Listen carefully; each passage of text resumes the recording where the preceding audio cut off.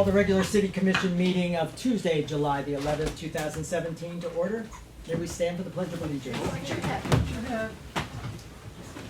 I pledge allegiance to the flag of the United States of America and to the republic for which it stands, one nation, under God, indivisible, with liberty and justice for all. Amy, can you call the roll, please? Commissioner Foreman? Here. Commissioner Kuziak? Here. Commissioner Perry? Here. Commissioner Scott? Here. Mayor Metzger? Here. Before we start, I want to recognize Brett Scott's birthday. We had offered to move the meeting back a week, but he said no. That is it. Obviously, he's running for re-election. Just kidding. And you will notice that we are a little more relaxed than usual. It's mainly because of the humidity. We have a new policy that once the humidity hits 90%, the ties come off. So, okay. Just gloves go on. the gloves come off too. Watch it. All right. First item on the agenda: public discussion. Items not on the agenda. Anyone have an item to bring forward? Michael. I just wanted to say briefly, Michael Valentine, 65 Sullivan Street. There was some discussion. There was the Front Porch Concert Series in Ferndale.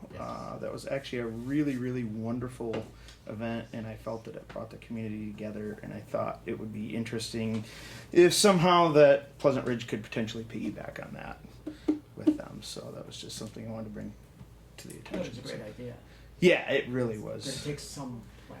Yeah. And a lot of money. Right. So Yeah, there's obviously some logistics and some coordination involved in that. we would love you to help.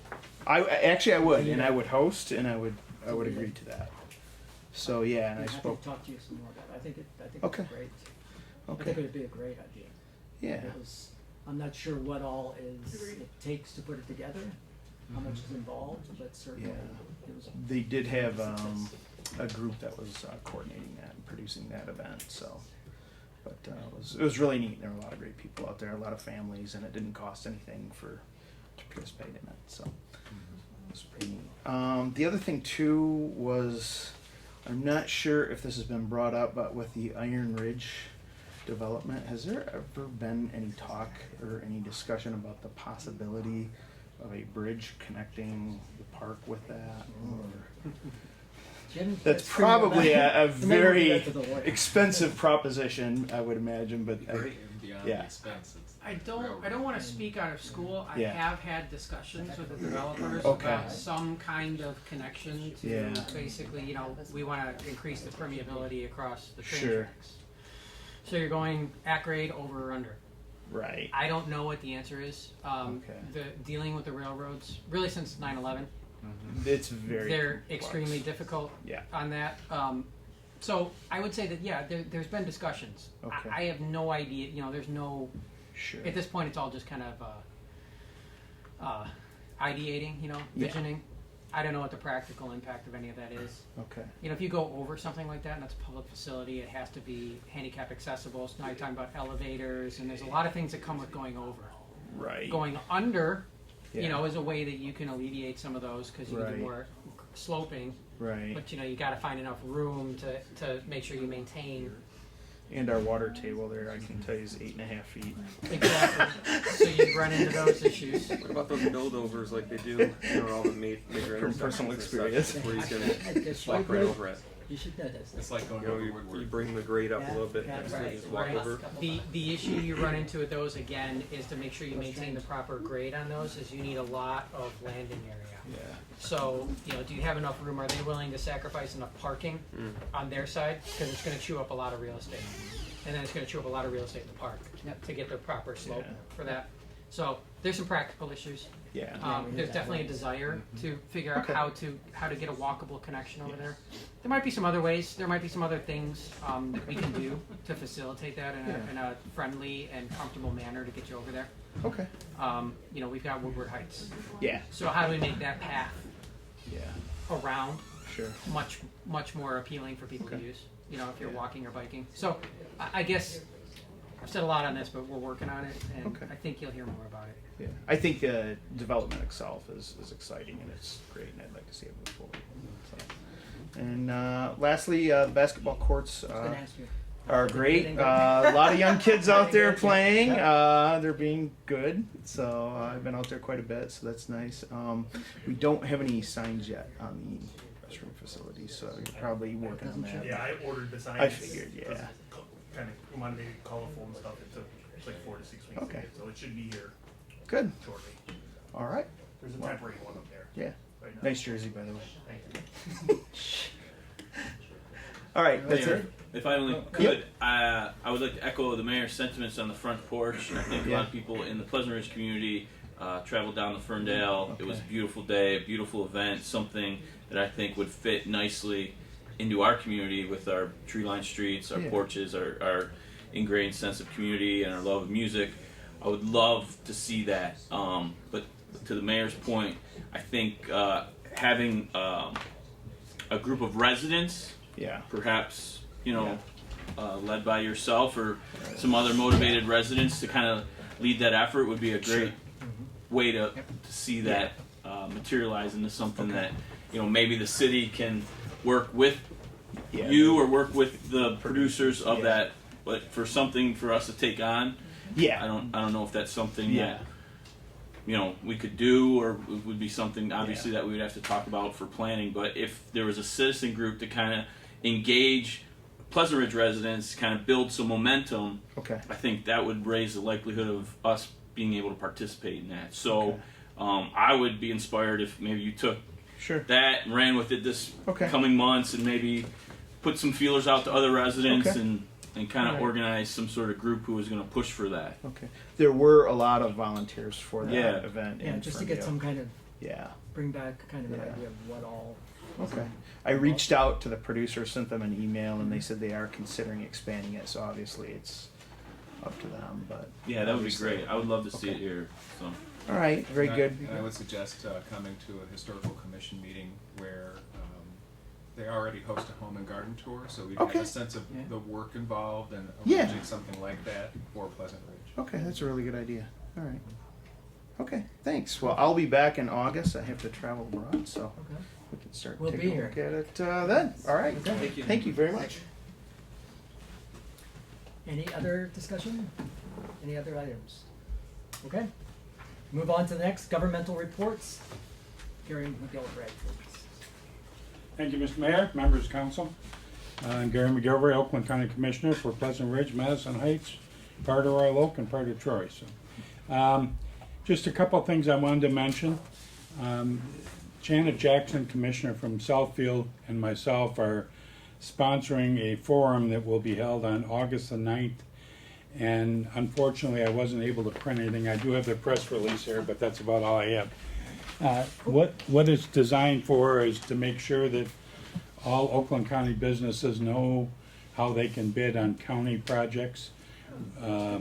Number one. Number two, we want to introduce them to the one-stop shop that we have out the county, so that when somebody is thinking about opening a business at no charge, you can go there and do just about anything. They can give you all census counts in that area where you want to build, what other competition there is within a certain mile radius. And so it's a neat tool for people who are entrepreneurs and want to start a business. So it should be a good event, and so if you know of any business folks, make sure that you mention it to them. Also, the mayor mentioned it too, but the county fair is going on right now. I think it runs through the 16th of, yeah.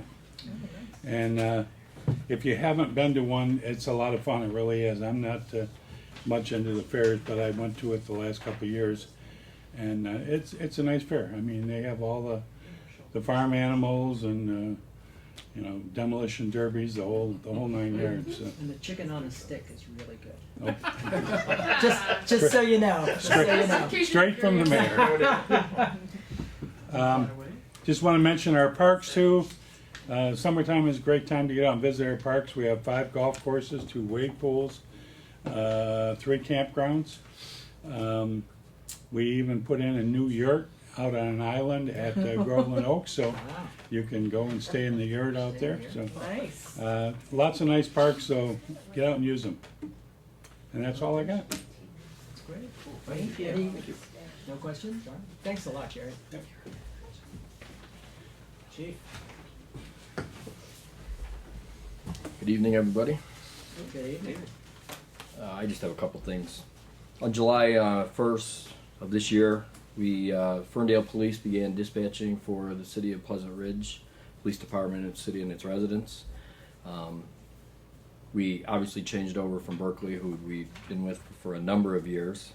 Part of that changeover entailed a great deal of planning and coordinations with numerous police agencies and all the service providers, to us with phones and computer systems and booking and everything. And I just want to note that I didn't know he was going to be here, but Sergeant Reed was instrumental in making that all come together so far without a hitch or any incidents or anything to report. So far, so good.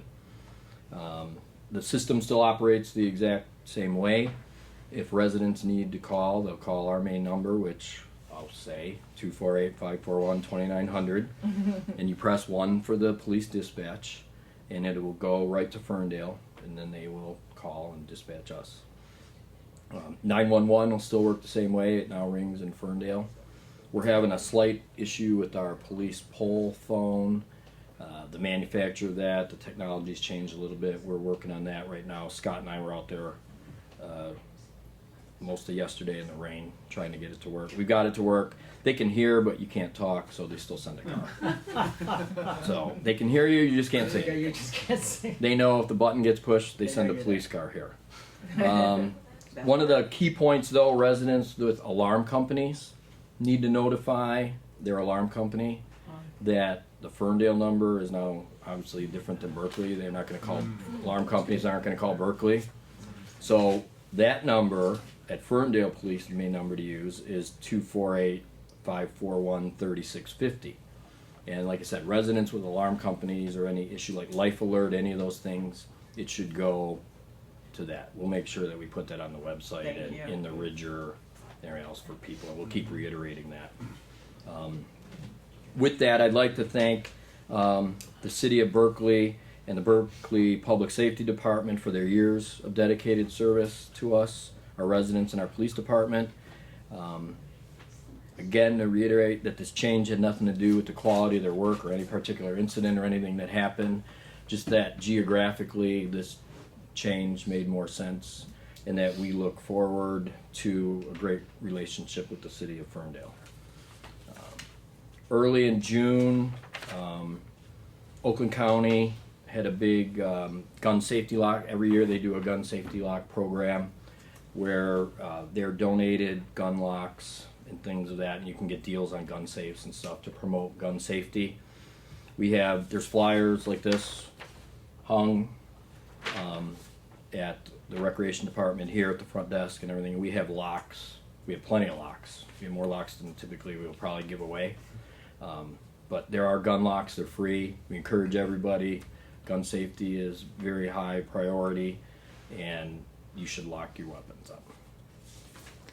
Lastly, obviously the basketball court continues to be open and operate. I go there every day that I'm working. I watch. There's many people using it at all hours of the day. Everybody looks to be well behaved. We've had one reported incident well after the fact that it occurred, but one resident couple reported that while they were on the tennis courts, they were verbally harassed or by some basketball players. They didn't call us right away at the time. They called us later just to let us know because they knew the issues that were going on there, that we should be aware of it. So we continue to patrol that and monitor that.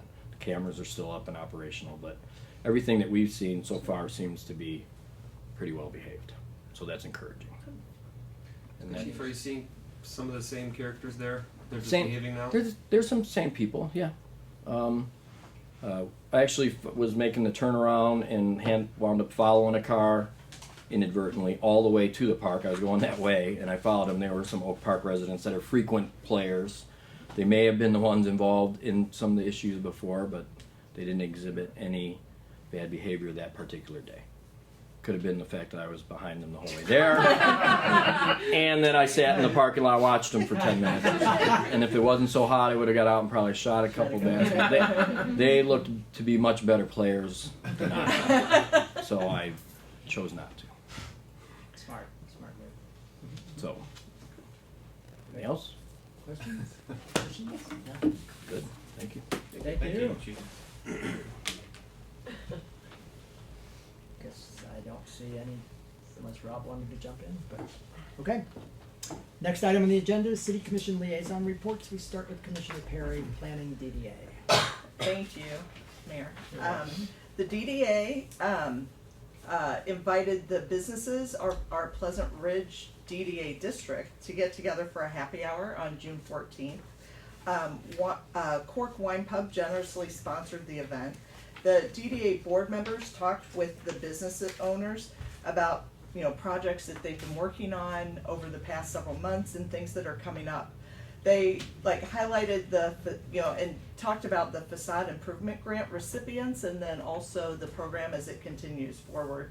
They mentioned the idea of the planter program that they're talking about doing for the business fronts along Woodward.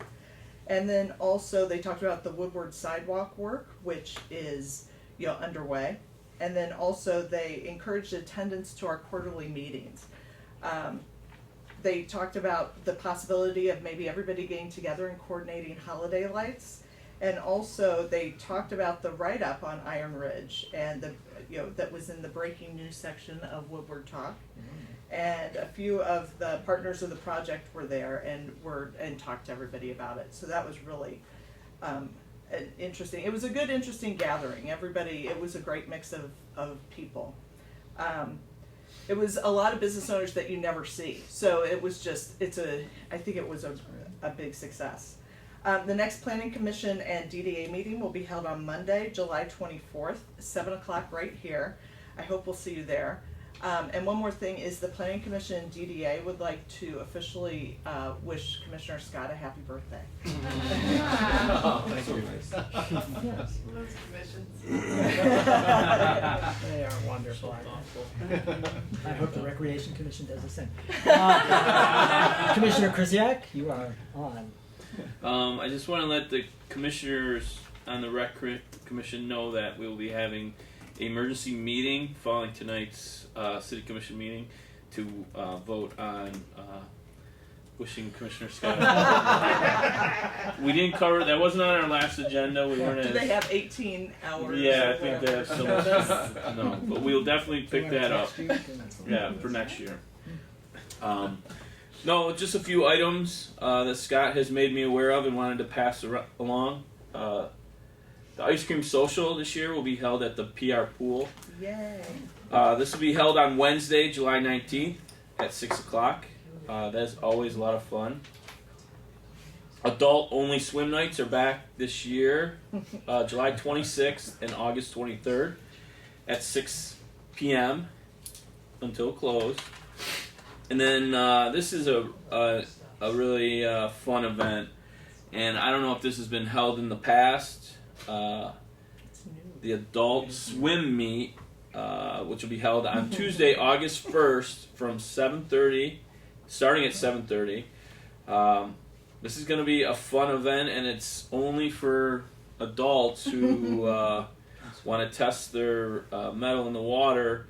We'll have, I think there's 6 events, backstroke. There's practices too. Check the Ridger. Yeah, Okay. there's like It will be 3 or 4 It practices. has all the info on there. All right. Practice. A lot of work. 3 or 4. This is serious business. It is, Yeah. yeah. People take it real serious. So.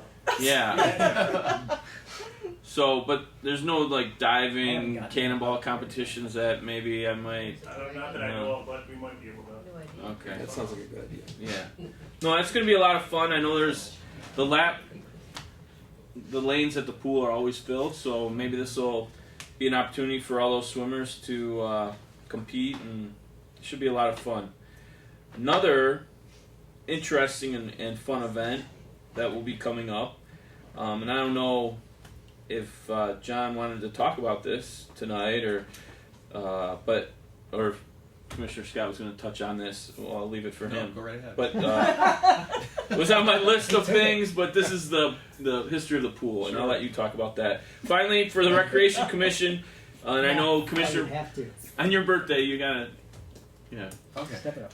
So, I know Commissioner Perry has talked about this in the past. I know the rest of the community is getting really excited for the family camp out at Gainsborough Park. That'll be Saturday, August 12th, starting at 4 p.m. You can come down and set up your tent or pick out your spot, and there'll be a $25 cost per family. That's going to include all the fixings that we'll have provided for that event. Should be a lot of fun.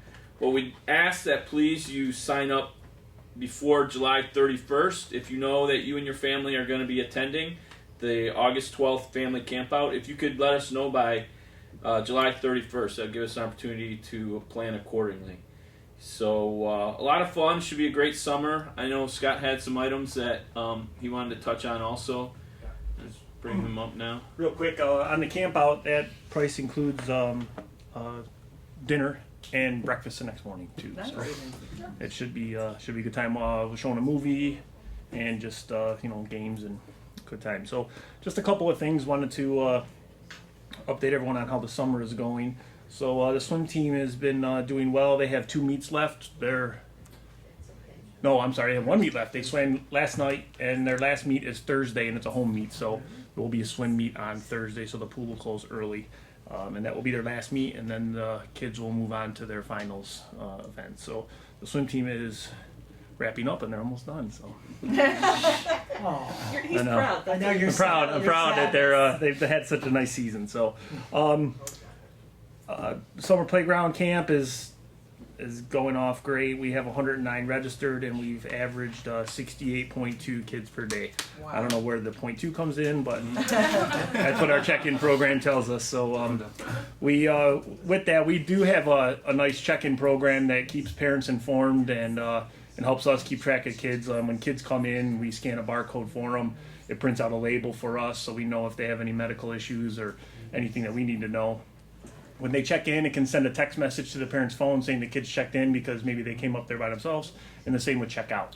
So it's pretty nice, and the parents seem to like it, and it works great for us to be able to keep track of everybody. And it's mobile, so like today they had a park day, they were able to do it over there. So it's been great. They're going to the Adventure Park tomorrow, ropes course and all that stuff. So they're Shawnee's dreading, I remember. yeah. So it's a good time.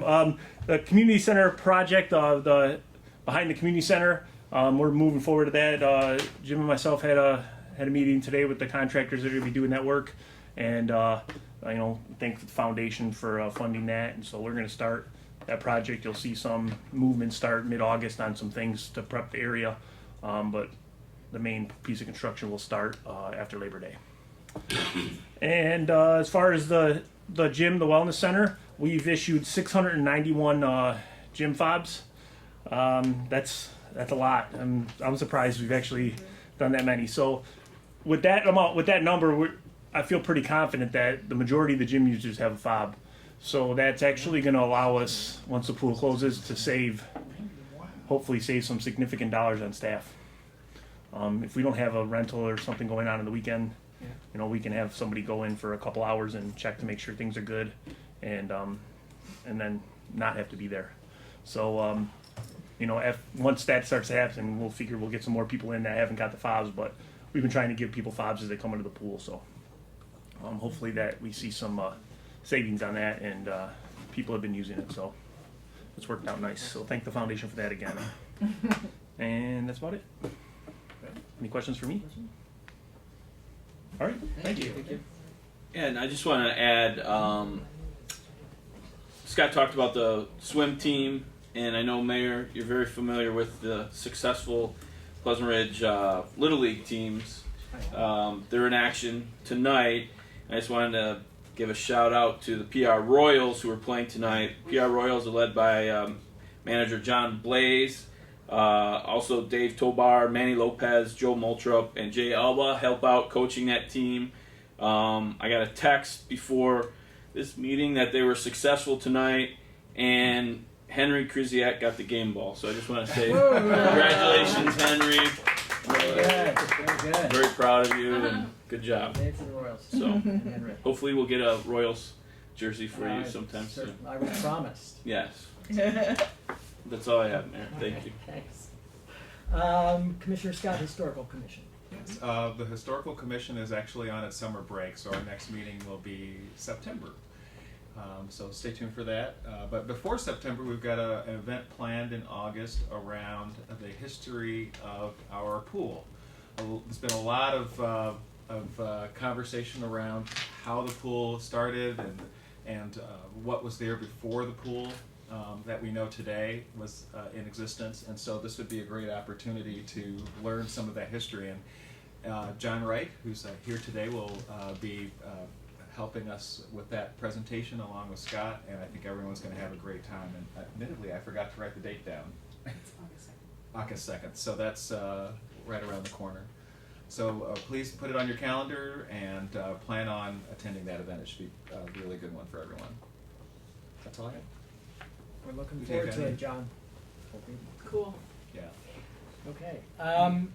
Commissioner Foreman, Ferndale Public Schools. Yes, Mr. Mayor, a couple quick items.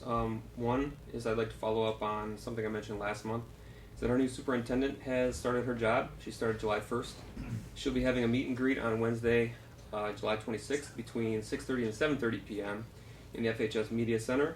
Light refreshments will be served, so if you'd like to meet her, just find out what she's all about, what she's after, and what she wants to help the district achieve, this would be a good time, or just attend any meeting of the school board. But this will be a good time. It's dedicated just to meet and greet type of function. Next, some energy improvements happening in the district. This is something that we're kind of in the midst of now. It's been going on for a while. Various things happening in the city. They're now happening throughout our district through an energy bond that was set up. So they kind of pay for themselves over time, similar to what we've done. But a lot of the lighting upgrades that we're used to hearing about these days, boiler replacements for higher efficiency. Just about every system was looked at and carefully reviewed by these auditors and energy auditors, I should say. And everything that would give a pretty good return is basically being replaced. So they'll have lights on timers now and the thermostats on timers, and more integrated together so they all heat properly instead of one area being 85 degrees and one being 60 degrees. Things are going to be better throughout the whole district and all the facilities, and they'll be more energy efficient. So that's good for the kids, it's good for paying the bills, and it's good just for the environment. It's the right thing to do. So that's underway now, and it's planned for all these improvements to be done by the time school starts. Last thing I would mention is that on July 17th, this coming week, that's the next school board meeting on Monday, and that'll be in the media center as well at the high school. Actually, one more thing, I'm sorry I forgot. The superintendent, as well as the school board, all the families of the district, and all the staff and throughout the district have wished Commissioner Scott a happy birthday as well. So, happy birthday on behalf of all of them. Thank you. Okay. Before we move on, I wanted to ask John, did you need to make any pleas for any additional information for this August 2nd? I just wanted to give you that chance if you... Thank you, Mr. Mayor. I'm John Wright on Pleasant Ridge Historical Commission, and I have been working on the presentation of the pool history. It's almost 50 years since we've had a pool in Pleasant Ridge. We're on our second one now. And I've met some wonderful people with some great stories. Some I'll be able to tell, and maybe some I want to hold back on. But if you have any pictures that you want to share with us of the old pool or what's going on in the pool we have now, swim team pictures, the swim show pictures, share them with us. You can drop them off at Fort Ridge, and Scott will watch them over them until I can burn them into the computer. Or if you're driving by in the next couple of weeks and you see the flag out on the police booth, the Historical Museum, I'll be in there. Come on in. Even if you don't have anything to share, you can visit while I'm working on the presentation. Otherwise, I'm doing research at the pool. I'm usually in the chaise over on the south side of the pool with a hat and sunglasses, and I'll be glad to share any research I have then too. So we look forward to seeing you on the 2nd. I think it's going to be like a pool party too, Practically a pool party. weather permitting that night, That's and great. with free eats and wonderful fellowship, and we hope to see you all there. Thank you. Look forward to it. Thank you. Thanks for doing that. That should be fun. That'll be cute. The 696 presentation was great, so I know this will be Yeah. even better. Yeah. Thanks, John. Okay. Next item is the consent agenda. We have 6 items on the consent agenda, and I'm not going to read any of them. One does discuss a public hearing that we will be holding on the next commission meeting, Tuesday, August the 8th, on water and sewer connections and extensions, and I will let you read all that document. All the information is available on the Pleasant Ridge website, so people certainly can get educated about it. And please come next month and to the public hearing if you have anything to discuss. So I'm going to ask if there's a motion to approve the consent agenda. Your Honor, I move that the consent agenda be approved. Is there support? Second? Any discussion? Okay, can we take a vote, please? Commissioner Perry? Yes. Commissioner Foreman? Yes. Commissioner Krzyjak? Yes. Commissioner Scott? Yes. Mayor Metzger? Yes, motion carries. The next item is the proposed language to be placed on the ballot of the general election to be held on Tuesday, November 7th, 2017, regarding a police pension millage. Jim, I will turn it to you. Okay. Well, we've been talking about this issue now for the last, I don't know how many months, ever since we started the budget process for this year. And as you know by now, that we have a pension funding problem. Our total city pension fund is 53% funded, and 2/3 of our city pension fund is our police group. The police group is about 48% funded at this point, and our costs are going up and up and up, double-digit increases every year.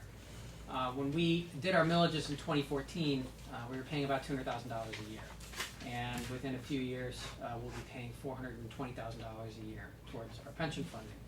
And that's a significant amount of money for Pembroke. That's a significant amount of money for a city with a budget of our size. So what we are now proposing is a police pension stabilization millage to eliminate our unfunded liability. We've made significant changes to the benefits that are offered to our new police and administrative hires beginning in 2011 and continuing through this year. We closed the group that is about 1.6 million underfunded at this point in 2011, and that's our main police group, mostly retirees and a few of our long-standing current officers. So the purpose of this millage is to fund our pension fund so we can fulfill the promises we've made, and over time, as the changes we've made take effect, the city will be on a sustainable path that we can maintain going forward without the need for additional funds. The problem that we're facing right now is we're at a point where we can pay our retirees and we can pay our current employees, but not both.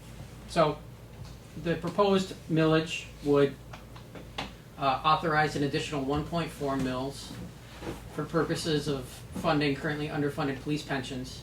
It'll be authorized for a period of 15 years with the first levy in July of 2018. This millage would phase in over time. It wouldn't come in all one lump. We are getting ahead of the cost increases that we cannot bear over the coming years. So this will increase by 0.35 mils each year over the coming 4 years. And to provide some context around that, we've seen strong growth in home values. But as we talked about a couple of months ago, when home values go up at 6, 8, 10% a year, that actually has the effect of lowering the city's millage rate because we're only allowed to grow our city revenues at the rate of inflation. Last year, that rate of inflation was 0.3%. This year, it's 0.9%. So when the home values increase and people sell their houses and new residents buy houses and our taxable values jump by 6 or 8% a year, our millage rates actually go down. So if you're living in town now, you're paying a mill less than you did 2 years ago. Over the course of 2 years, you've had your city tax rate reduced by a mill. Based on how home sales are trending this year, we see no reason why we won't have another similar half mil reduction next year, when the property values for this calendar year get translated to next year's taxable values. So what the effect of this millage, the intent is that as it phases in over time, it will merely slow, under a case where property values continue to be strong in Pleasant Ridge, it will slow the rate that your city tax rate is reduced. Under a worst case scenario, if there were no more reductions in your millage rate because property values stopped going up at the rate they have, the worst case scenario is that this millage would bring us back to the millage rate that we had in 2014 when we approved the millages at that point because of the reductions we've seen. So that's the context or the outline for how this millage would impact the amount of taxes you pay to the city. But it would go up by 0.35 mils each year for 4 years, at which point it would stop. The funding for this millage will go solely towards funding our police pension fund until it is fully funded. At the end of 15 years, it should be fully funded, but of course 15 years is a long time, but that is the plan. I have many more slides that I've done in previous months that I don't think I need to do again. I won't subject you to those, but I'd be happy again to clarify any points or questions you have about anything with this millage request or any of the background information that have led us to this point. And I would point out that there is a letter in your packet. The city attorney, Greg Need, has reviewed the language, has found it to be acceptable. At this point, then, we'll send it to the state, and this would be included on the November 7th ballot for this year. November 7th or 8th? 7th. Okay. Mr. Mayor, quick question. Any questions for? Yeah. Jim, for anyone that might be wondering, how are we tracking our progress on this? Should this millage be approved, how are we tracking our progress on funding the pensions? What do we have in our budget documentation that shows where we start, and as we're progressing forward, where are we going? We don't necessarily report that in our budget document, although we talk about it. What we do, and these are available on the city's website, is each year we get our annual actuarial evaluation from MERS. And they do those, those come out the end of June every year, and it looks at the previous year ending December 31st. And that tracks your funding progress. So anyone who's interested can find that on the website, I believe. In some of the backup materials that are in your agenda packet, there's a link to that. But it's also readily available on the important documents page of our website, and I believe on the homepage now. And we'll be pushing that out with some of the other information that we'll be including on the website about this millage request. Okay, thank you. Other questions? Comments? The only comment I would say, and this is something I reiterate that I stated last month, that I'll reiterate this month, because I think for me it really brings clarity, is that the millage proposal is not to fund pensions going forward. It's to fund pensions and commitments that we've already made. So this is not an issue where we're asking residents, hey, do you want to pay for these pensions going forward? We've made some adjustments internally as far as after 2011, and including our changes to our collective bargaining agreement that have reduced our exposure long term to our pension responsibilities. That's something we've done in anticipation of this, and I appreciate the work that the city and the Police Officers Union have done to get us in that position. But this is a question of paying for commitments, paying for pensions that we've agreed to. Our own commission, previous commissions, going back many years. So to me, that really clarifies it, and I hope it clarifies it for my fellow residents, that this is something where we're on the hook for, and we need to pay for these commitments one way or the other. So what I appreciate, we've talked about, bringing our residents into the decision-making process. This is out there for our residents to decide, how do we want to address this funding shortfall. There's many ways we can do it. A lot of them are not pretty as far as cuts. So to me, this is an appropriate ask of our neighbors, and I appreciate the job that staff has done to put us in this position. And just to reiterate that this is a measure for commitments that we've already made, not for pensions going forward. So. Correct. Yes. And I think, and you touched on this, is one of the residents was saying to me the thing he felt most important was that this is about, that we have made the changes and things, so we're not still going down this path and, and going to incur, and keep building up debt and things like that into these funds. That things have been changed with our healthcare plans and our retirement plans with staff, so that this is something that we're taking care of, practices from the past that are not moving forward.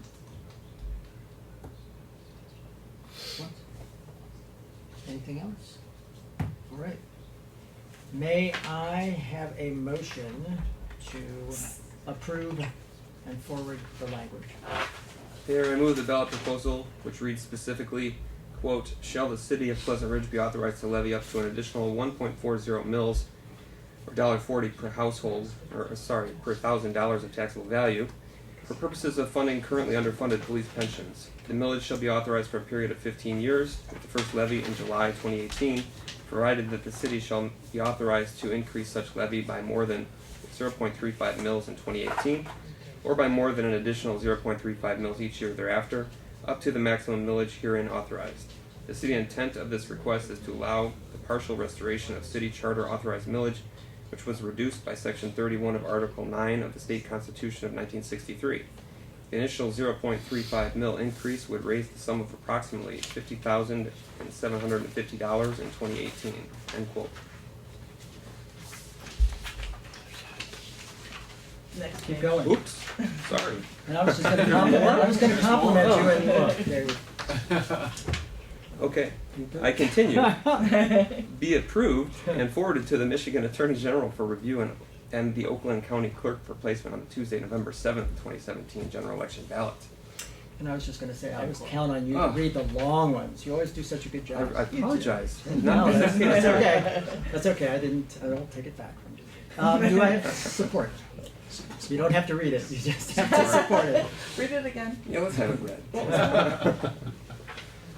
There was support? Support. Okay. Any discussion further? May we have a vote, please? Commissioner Foreman, Yes. Commissioner Scott, Yes. Commissioner Kuziak, Yes. Commissioner Perry, Yes. Mayor Metzger. Yes, motion carries.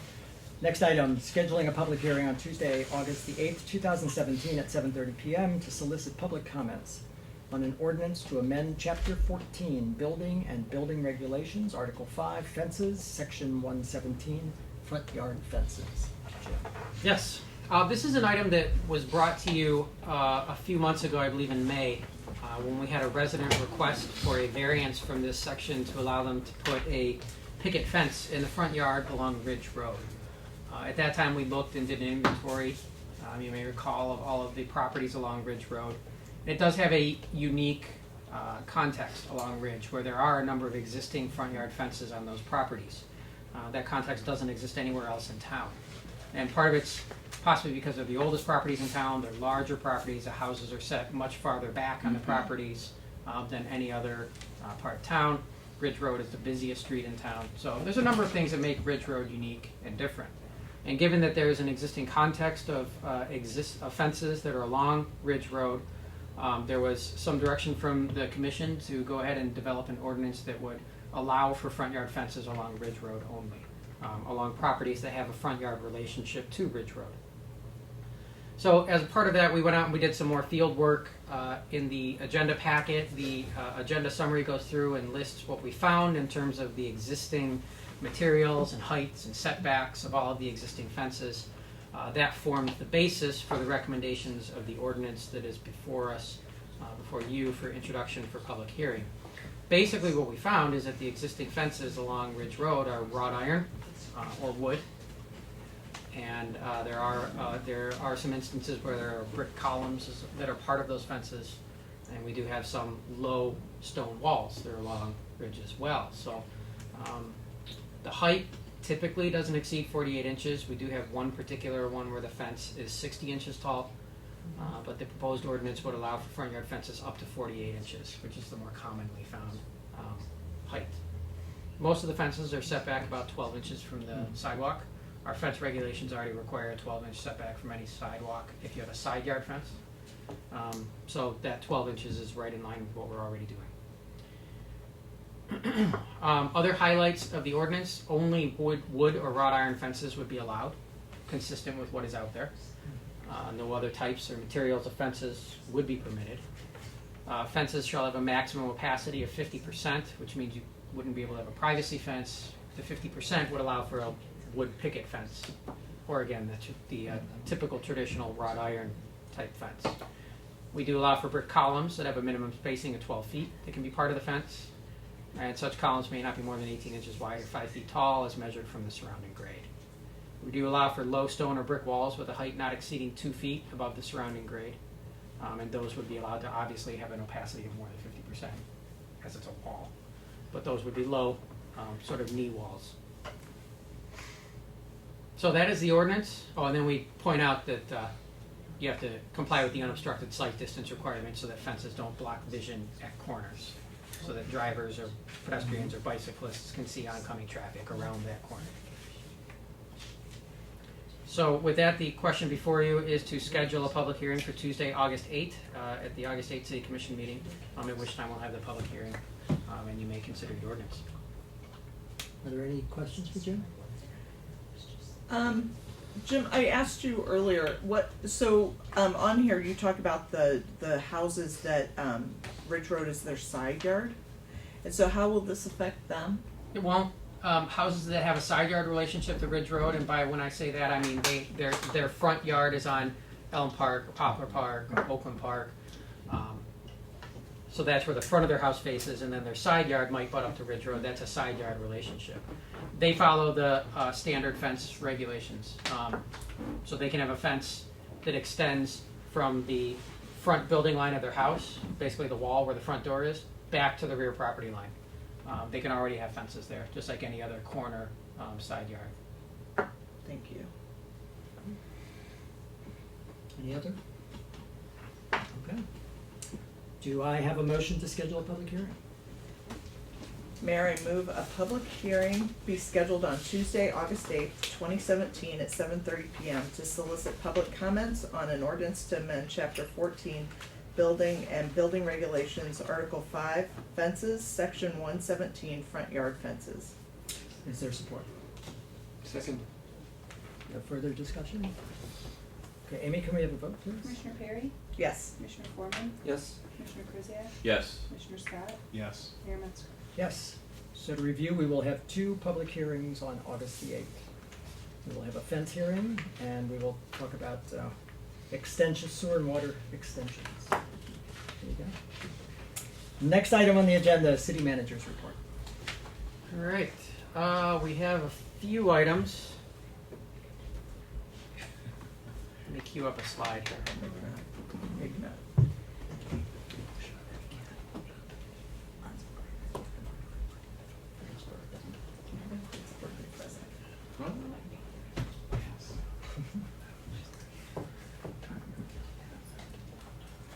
I think I broke it. You broke it. That's it. Okay, the next item. It's going to Try. Manage, Jim, Okay. manage. All right. Can you do that review over again? So just 2 slides. I just wanted to point out, just today I heard from SACWA, they do a water rate study every year just to see where all their members' water rates are. This is something we always hear, water is so expensive. And I'm not disagreeing that water is expensive, but within the SACWA region, these are the 11 communities that buy water from SACWA here in southeastern Oakland County. This is what you pay for an equivalent amount of water in each of those communities. So there's 2 ways that they do this. One, they say if you buy 4,000 MCF of water, what's your total bill? And you'll see that we are below average for what you pay in all the communities in southeastern Oakland County. This wasn't always the case for Pleasant Ridge. We were, in the past, often up there where Royal Oak is now.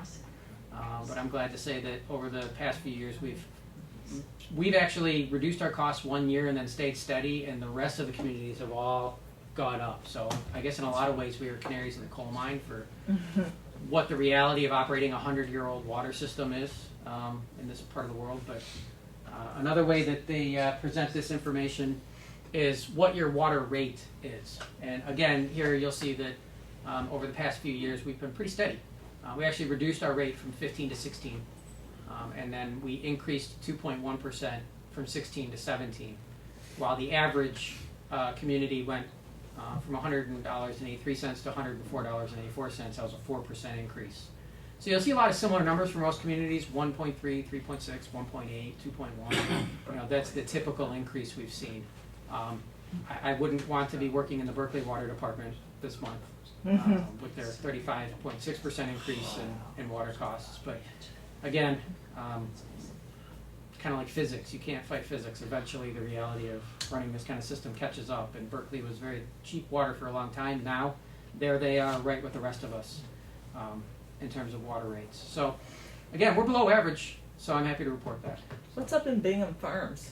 I don't know. I have no idea. The village of Bingham Farm. Nobody really knows what Is goes it a- on in Bingham Farms. Was it 'cause it's all businesses? It's almost all business. It's just, Yeah. just telegraph. Yeah, and on the walls. water system. Yeah. They do have larger lots there. It's Oh, okay. so I almost I often want to throw them Franklin's out probably because they're such an outlier You're like, to the rest of us, but they're reported, so I will faithfully report the data. If you take Bingham Farms out, that average cost actually goes up quite a bit. Yeah. There's actually a community, Southfield Township, Yes. that's part of SACWA that doesn't purchase any water.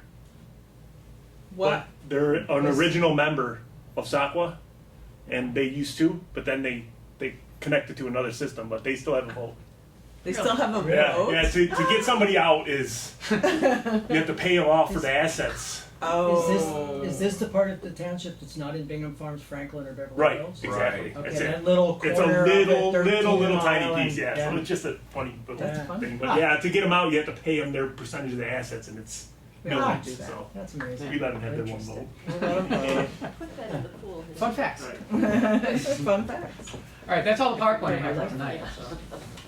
So. Scott, did you want to talk about some other soccer-related stuff? Yeah, I think. Yeah. Okay. So I know I've been talking about single stream recycling bins coming soon. So they're soon for us is probably the end of August. They have a lot of the bins already delivered. They're storing some of them in Ferndale and some in Troy.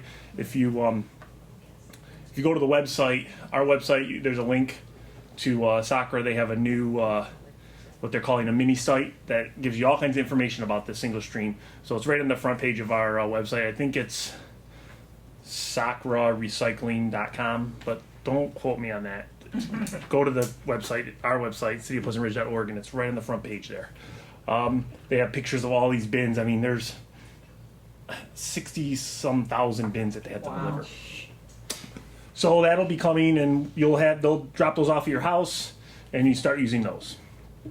Put all your recycling in it, and you're done. We have one on display over at the pool, what it looks like. It's a little smaller than the big Tringali cans that we have now. The other thing that is going to be happening eventually, I just don't have a exact time, and we're going to send a direct mailer to everybody's house, is that we're looking at changing our garbage day, our collection day for rubbish and recycling. Right now, and for probably 70 years, we've been picked up on Fridays. So we're looking at changing that to Mondays. So there's a lot of benefits for everybody in that, and the one for the city is that it's a day the city hall is open, because right now we're closed on Fridays. That's a big one. So if there's any problems, calls can come in and we can handle it. If there is a problem with your pickup, like they miss something, the next day would be Tuesday, and a truck can come here and get it instead of it being a Saturday and a truck's not coming. So that's another plus. When there's a holiday, your trash wouldn't be picked up on Saturday, it'd be picked up on Tuesday. And if there's an issue with it, there's trucks around, we can get it. And it's nice for if you have a party on the weekend or you're cleaning your yard on the weekend and everything, Sunday night, boom, put it out and you're done. If it just works that way. So when that happens, we're gonna let you know. We're gonna try to get it in like right when those bins, the new bins come out. We're gonna try to like start it around then. But there are some logistics that we have to work out. So we'll, like I said, a direct mail will be coming to everyone's house with that when that date's gonna happen, and we hope that it goes off without a hitch. So if for some reason somebody doesn't pay attention and they're put their garbage out on Friday, it's possible the contractor might be coming through on a Friday, maybe 1 or 2 once we change just to check. But worst case scenario, they're going to get it on Monday. So it would sit there, for a couple days and you'd be all right, and we'd, wouldn't come and hassle you about it. So that's pretty exciting for us. I mean, having garbage pick up on Friday, it can be a nightmare just because with the holiday and everything like that. It just will be nice. So speaking of holidays, what'll happen with holidays? it will get picked up on Tuesday. Great. So, like on a regular day, and if something gets missed, then they could come back on Wednesday and get it. It wouldn't be like this, 2-day waiting period. So People will remember a Monday holiday and then Tuesday garbage instead of a Monday holiday and then Right. putting their garbage out for Friday. right, exactly. So if you did happen to put it out on Sunday, they're going to get it on Tuesday instead. It's just not sitting out there on the weekend. We don't have garbage trucks coming on the streets on the weekend. Just And plus those holidays that fall during the week, every single one of those impacts us now. But if you have the 4th of July on a Tuesday or something, Yeah, it doesn't it's going to be hit us. picked up You on miss Monday it. like Right. normal. So Oh, it'll okay, actually great. reduce the number of days that we get back. Yep. Cool. Really, it will only be the major ones if they're Right. before it. So Right. that's about it. Okay. Thank you. Thank you. Great. Thanks, Scott. Commissioner Perry touched on this, the Woodward streetscape changes.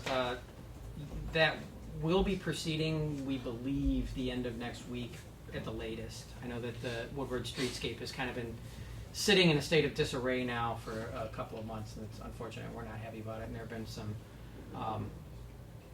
issues with contractors on that one, but we're working through them. Last month we introduced the energy survey. I actually reviewed the results of that just very recently.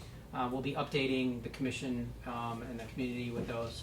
I'm working on a summary to post on the website, and then we'll bring that back and talk about that in upcoming city commission. It's very interesting. We have a lot of residents who are interested in energy updates to their house. A lot of residents who've already done them.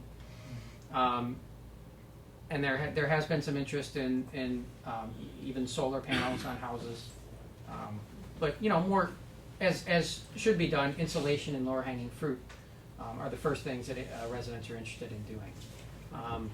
As part of that, we've actually been discussing a program with SEMRIO, the Southeast Michigan Regional Energy Office, who is putting together a program to do aggregated solar purchasing for residential houses. And they're focusing on the southeastern Oakland County area because there is a lot of support for that here, and there's a population density here that can support that. So they've already talked to Ferndale and Berkeley and Royal Oak and Huntington Woods, and we've talked to them about the program as well. It'd be an opt-in program. It's just they've partnered with a very reputable solar installer and solar equipment supplier to provide a turnkey solution to residents who are interested in doing that.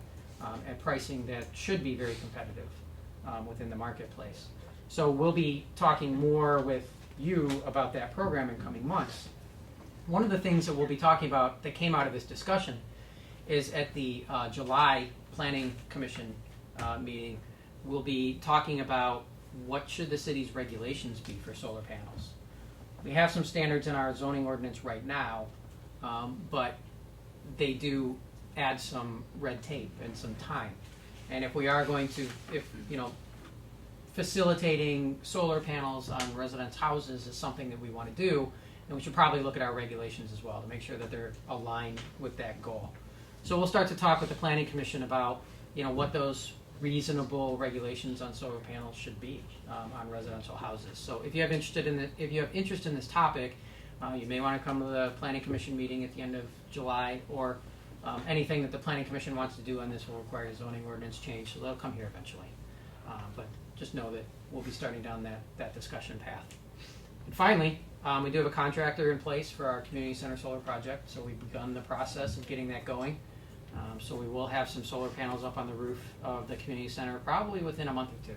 And we'll be off and running on that. So we ended up getting 20 kilowatts AC, or 26 26,000 kilowatts DC, 20,000 kilowatts AC that we'll be able to put on the roof, which is the maximum that DTE will let you do if you're net metering and you're not a wholesale provider. So that'll be interesting. Stay tuned. Thank you. Any questions for Jim? Mr. Mayor, I have a question. We're speaking about the roof of the community center. Noticed some leaking lately, and we got the roof replaced. I assume it's not due to the roof, it's condensation from the HVAC or something, or? Yeah, jeez. Yeah, we had all of a sudden there was some water in the wellness center and it wasn't raining. And I thought maybe it was some sitting water on the roof. No, so I went up and checked the air conditioners, and when they run, you know, they have a little tube where the water comes out. So I thought it was, because it was spitting out some pretty good water out of that. Thought maybe it was that leaking to the roof. So I extended the pipe out, moved it somewhere else. Nope.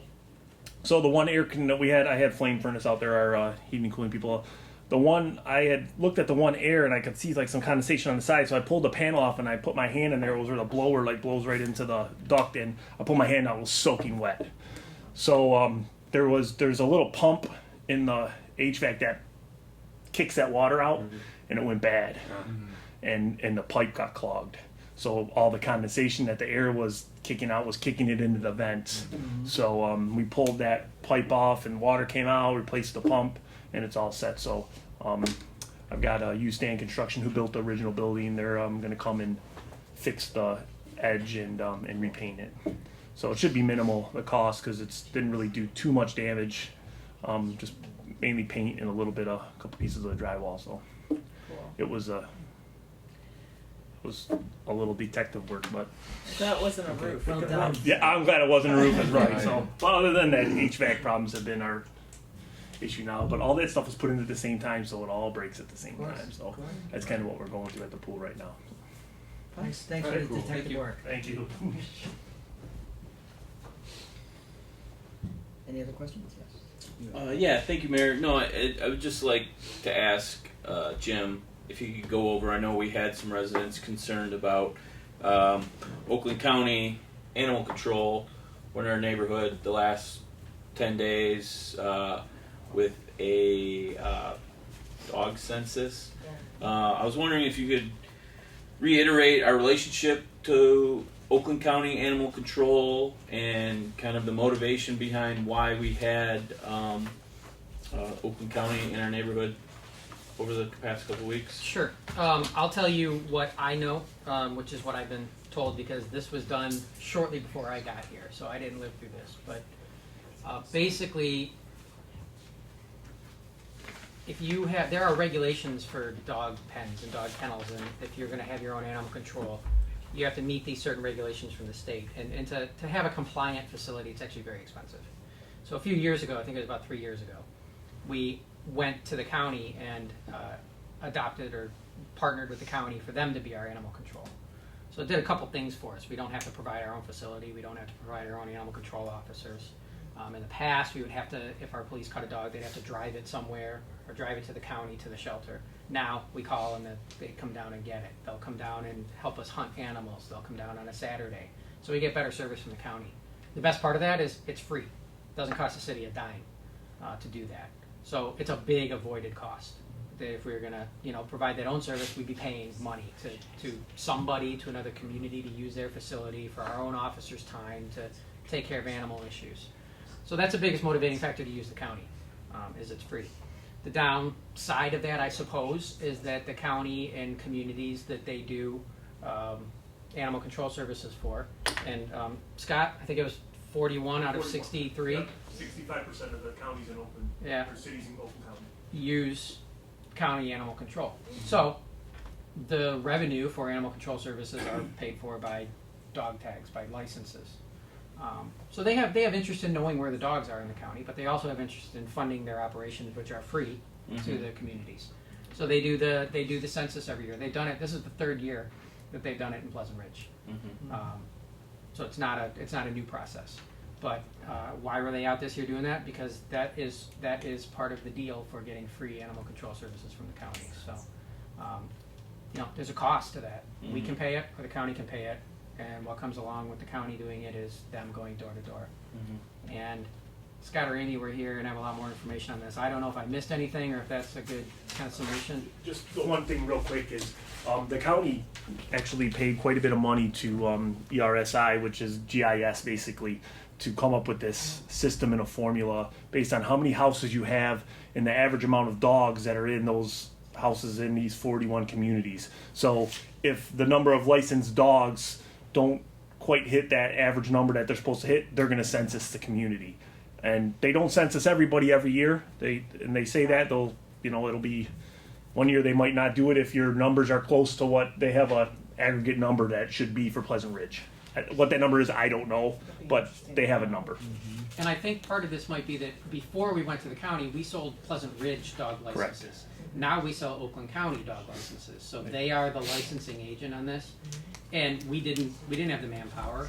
I think in the past the city did not go and census dogs. Not at all. So it might just be a little bit of a transition period for residents to know that they now you really do have to license your dog. Right. Whereas in the past, the city was quite honestly lax about enforcing that. So Yeah, we have people come in that the last license they had was the city tag, and the last city tags we sold were 2014, I believe, because we changed in April of 15. yeah, Right, April yeah. 14. We changed April of 14. April of 14, So the right. last tax we did. Last tags were 13. So there's some people that haven't, they either weren't home during the census or whatever. But like Jim said, it is part of the thing, and their main reason is for safety. Make sure these dogs are vaccinated, and the Michigan dog law that was put into place in 1919 is still the governing law. Wow. So this is a 100-year law that says you have to have your dog license. This isn't necessarily even coming right from Oakland County. This is coming from the state of Michigan, and that's the way it is. It's a safety issue. So they want to make sure dogs are vaccinated and that they have track of them. So. Scott, do you mind talking a little bit about the vaccination issue as far as, because I know some residents were concerned that, vaccinating your pet every 3 years or every year could bring health issues to that pet. Sure. And why the county or the city or the state, requires vaccinations. Sure. The vaccinations are set by the state health department, and we did a lot of research probably 15, 16 years ago on vaccinations, and we found out quite a bit of information. So it says that after 4 months you have to have your dog vaccinated. So a puppy gets vaccinated with the shot. It's a 1-year shot. So then after that you have to go back in a year and you get the shot, and then that's good for 3 years. That 1-year shot that they give your puppy, same exact shot as a 3-year shot. No difference. The state of Michigan has said that that's how it is. 1 year, 3 year. State of Florida, every year. Same shot, every year. So you'll see some vets that say, yeah, don't over-vaccinate. You're over-vaccinating too much. I don't know what is too much or what isn't. It's not for me to say. I know the research that we did and said that that's what it is. The state of Michigan is every 3 years. If your dog is allergic to a vaccination and you have proof of that, you can go to the county and talk to them. They have licensed veterinarians on staff, and they're the experts at that. So you can show them documentation or have your dog looked at by one of their vets, and they'll work with you on some way to get around it or a waiver of some kind. But these are set by the state of Michigan, and we're privy to those laws, and so is the county. And so is the state. So it's like that for everybody. It's not just us. So that's about it for that. Thank you. And there's always the case if one of our residents gets bitten by a dog that hasn't had shots, Yeah. then all of a sudden we're going to hear a lot about dogs that don't have shots. Absolutely. We've been Other than leashes. And right. all that other stuff, You could say we've been lucky in that case because there's a lot of dogs that aren't vaccinated because some people do say that. And you know what? Maybe that shot that they get as a puppy and then after that, the 3 year, maybe that's good for the rest of their lives. I don't know. State of Michigan says 3 years.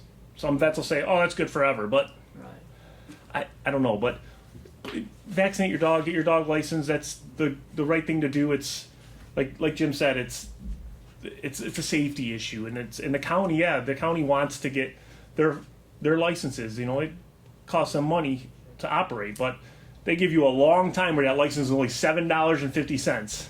until after June 1st, then it goes up to $30. So we had 133 dog licenses before that June 1st date issued, and after they've done the dog census, we've had 26 have come in and got them. So many people get them on time, and some people, these 26 aren't necessarily even because of the dog census, because some people just got in late. So. Do we have any idea what the estimate of dog households in? You know what, we can, Says? the It's gotta county, be more than 133. yeah, well, we have, it's more than that, it's the 150, and then there's some others in there, some senior tags that don't get counted, there's another 8. And then you have some multi. Some people buy 3-year licenses. And some people buy 3-year licenses that are in there, so it's, the county has that number, and I'm sure we could get it from them, but I don't know it off the top of my head. Yeah. So, any other questions? I think one of the other things I heard was the intrusiveness of it, was the knocking and the listening at the door, the peering in the windows and stuff, because somebody got it on their surveillance. The person was looking into their windows, and that just seems a little intrusive, if that's really what's happening. So I didn't see it, myself or whatever. I just heard multiple people mention stuff like that, and that seems a little bit too far over the line. So that's the type of thing that would concern me, is that type of behavior. I wasn't aware of any of that. I mean, it's something that we can bring up if that's true. I don't know. They probably shouldn't be doing that. I know that they do knock on the doors at a little harder than what you would expect to see. They listen to hear if there's a dog in there. Sometimes, I mean, honestly, that's what they do. And then if there is, they'll put the notice on the door. If on their list doesn't have a tag. If you have a tag, they don't even, I don't think they even knock on the door. They have the list. Usually no. Right. But if you do have a tag and you receive, it's called a courtesy citation. If you do have a tag, just give a call to the census office and say, hey, I have a tag and this is my tag number. Yep. And then that's all there is to it. That's it. They say thanks for calling, we'll update our records, and then they do. If any residents are concerned about methods, in particular if you have surveillance video of them peering in windows or doing anything like that, either I would say that that person can contact Oakland County Animal Control directly, or if they want to provide that to the city, we can follow up with Oakland County just to make sure that that's what they want their people to be doing. Mm-hmm. Yeah, if that is what they want their people to be doing, then I don't know. We can talk to them about that, but we're willing to facilitate that conversation. So that would be my suggestion on that. Yeah. Okay. Yeah. Thank you. Okay. Where are we? Are we finishing the city manager's report? I think we're done. You're done? Okay. No other questions for Jim. Let's move on to other business. I'll go with book club, Annie's Ghost. This is written by local author Steve Luxembourg, and it follows the revelations of his aunt, Annie. His mother had kept her mental illness from the family. His mother passed away without revealing that she had a sister named Annie who was institutionalized in the 1940s. So this is a personal reflection on the history of his relationship with his mother, but it's also an examination of how our country handles mental illness in the past and now in the future. It takes place in this area. The family was from Detroit, lived in Detroit, so there's a lot of local references. It was a Michigan Notable Book 2 years ago, which meant that it was part of a 2-year program where libraries throughout the state held book discussions on this book. They had the author at many of these readings. I found it to be really fascinating. If you haven't read it, I recommend it. If you'd like to talk about this book or just the subject in general, we'll be meeting tomorrow, Wednesday, July 12th at 7 p.m. We're going to try and make all the parks this summer. So we did Gainsborough last month for Handmaid's Tale. We're doing Hessel Park for Annie's Ghost, and that'll be 7 p.m. in Hessel Park. If you can join us or would like to talk about this book. Next month's book, A Head Start, we'll be meeting August 9th in Stevenson Park, and we'll be reading Fool's Crow by James Welch. So that should be interesting as well. I think that's an account of Native American history, if I'm remembering correctly. And I also want to say that the book club is really excited to wish Commissioner Scott a happy birthday. I know our book club is a big fan of Commissioner Scott and want him to have the best birthday ever. So Thank you. that's all I have there. Okay, anybody else have anything? Okay, no? Nope. No? Commissioner Scott, you got anything? Nope. Okay. I do. I bet you do. I was saving. Last Yes. chance, right? There you go, this is the last chance. Nominating petitions for mayor and city commission are due Tuesday, July 25th by 4 p.m. here at City Hall. They are still available. I have one petition in for mayor and one petition in for city commissioner. The mayor's seat is up and there are 2 city commission seats. Very interesting. Any questions, comments? Nothing else? One more thing. Almost. I have heard word that the Historical Commission does wish you a happy birthday, as well as the Women's Club and the Knitting Club. So, happy birthday. Thank you. That's all I have. And I better get a motion for adjournment. That's all I can say. Is there a motion to adjourn? So moved. So moved. All in favor? Aye. We are adjourned.